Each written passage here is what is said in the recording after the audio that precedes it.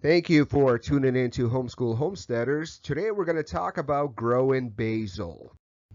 In my garden, I have a designated raised bed specifically for my herbs. So the first thing I do is I plant chives. They're perennials, they come out every year.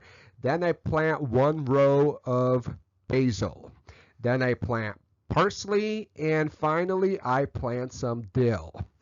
And I don't pay attention as you watch the live footage of my garden. I don't pay attention to how deep you plant the seeds. I just sprinkle them on top. Some will grow, some will not. It doesn't matter. Most of it I use for cooking, drying, and just give it to my flock. This here is basil at the stage where you could rip the leaves for your culinary uses. And notice how I don't pay attention to the spacing between the rows. My herbs are just jam-packed. They grow close together. And like I said, they will grow. You'll have plenty of herbs for your uses.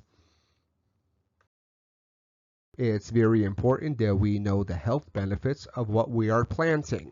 So this here is basil. Just watch the line as it zips across. And notice vitamin A, vitamin C, vitamin K, calcium, manganese, and iron are some of the herbs that stick out. Not very high, but there's plenty, with the exception of vitamin K. Now let's look at what 2 tablespoons of chives will provide, and not very impressive compared to basil. So it's kind of down below.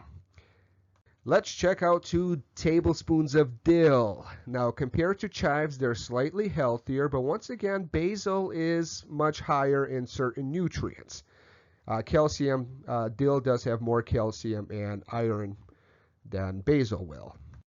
And let's check out parsley. This is 2 tablespoons, and yes, we see some hikes.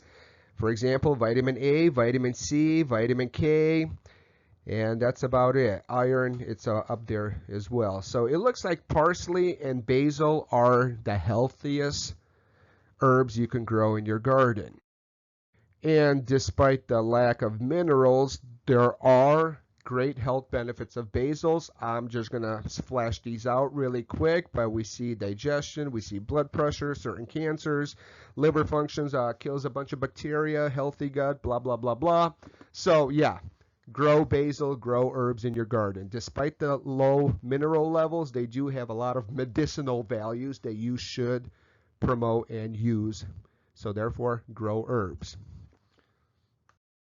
On the difficulty level, it's probably a 2 out of 10. This is where I live, puts me in zones 4 or 3, and we probably have to plant basil Memorial Day weekend, or maybe even the month of June.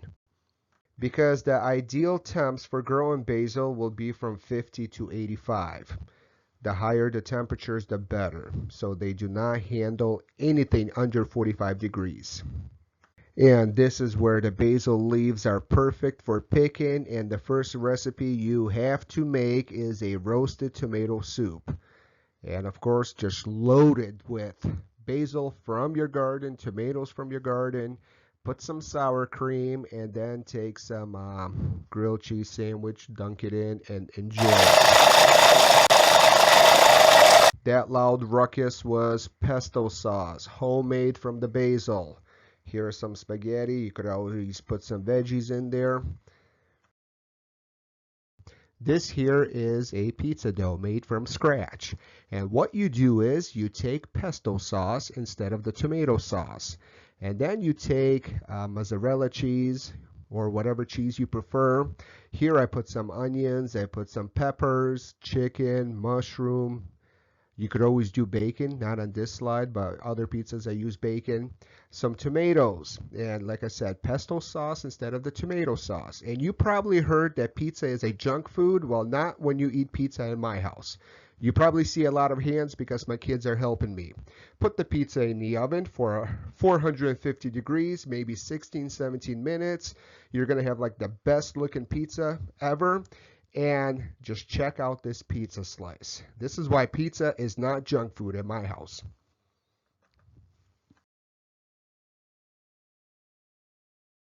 You probably like garlic bread. Well, what about pesto bread? Same thing. You put pesto sauce instead of garlic butter, put some cheese in the oven 450, maybe 14 minutes. And yes, this is like a healthy version of garlic bread. Enjoy.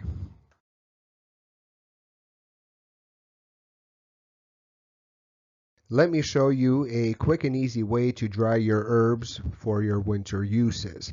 Basically, you take a bunch of basil, wash it down, and then you hang it up in your shed, preferably by a window, just from some nail in the rafters. In the month of August, it's the best because the shed will get like 100 degrees, maybe even more. And just let it hang for about a week. And that's all what you got to do. This here is 2 weeks later, and just listen to the crackling sound.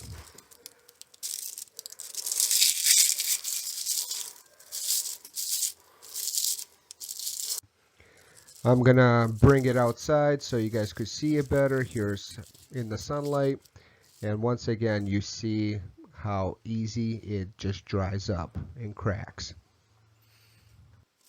Then you put your dried herbs in a canning jar or some Tupperware or whatever you prefer. But like I said, you can't really see it, but it's in there. And this will be enough to last me pretty much all winter. Make sure you label it and put the date on it as well. My little kids are helping me. That's why you see extra hands here.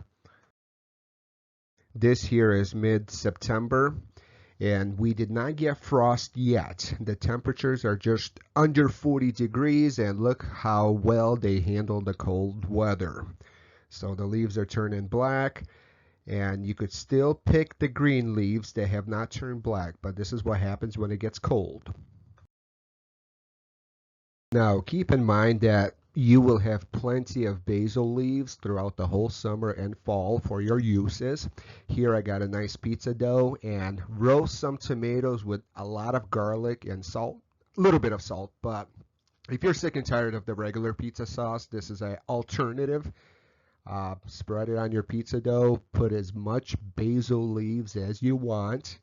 Remember, they're healthy, so utilize them. Put some cheese, your choice. I use mozzarella. And then in the oven, 450 degrees, about 16, 17 minutes, and you're going to have like the best looking pizza ever. This is a cross between the classic Italian pizza and bruschettas or bruschettas, whatever they're called. So right now it is October 1st. You can see the leaves changing colors, and we are getting frost at night. A few days of frost. Mostly it's below 40. We're having warmer than usual fall, but as you can see, the leaves are black. Some are green, and I'm going to savage as much as I can of the green leaves. Yes, maybe they're not as tasty as the spring ones, but I'm going to make pesto sauce, and I'm going to freeze it for winter use. So this is the last of the basil crop. So from the basil leaves that I managed to pick, this is pesto sauce, the last pesto sauce of the year. I'm going to freeze this and hopefully get like 3 meals during the cold winter months. Thank you for watching, and hopefully this motivates you guys to plant basil in your garden.